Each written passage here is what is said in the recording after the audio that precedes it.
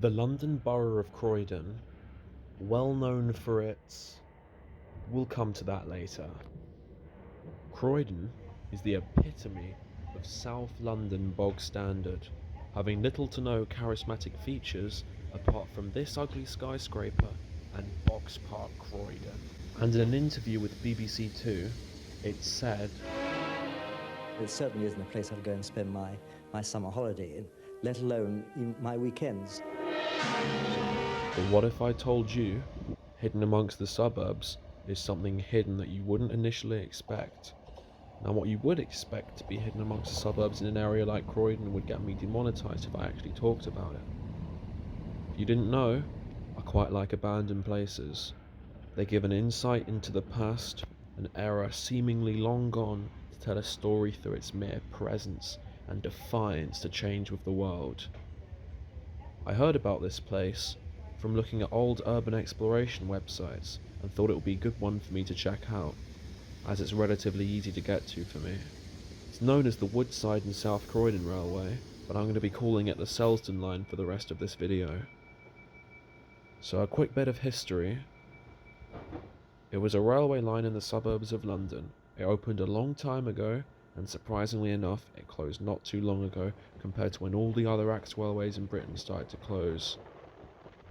This railway, similarly to other railways in the Croydon and Addiscombe area, got transformed into a tram, which is pretty much the same as a train if you ask me. It uses the same route as the old British rail track to Elmer's End, and it even speeds up to almost train speeds while doing so.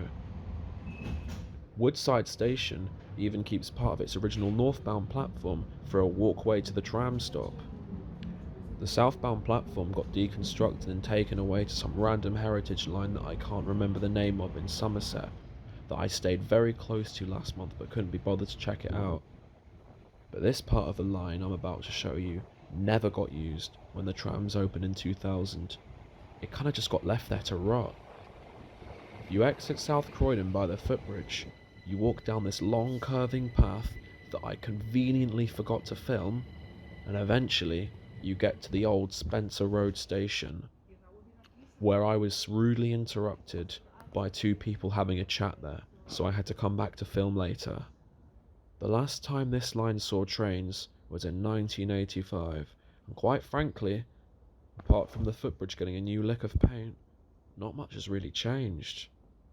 Sure, the electric rails got taken up, probably as a safety concern as the line still connects to the Oxford line about half a mile down, but it's still quite crazy that something of this magnitude still exists in central London.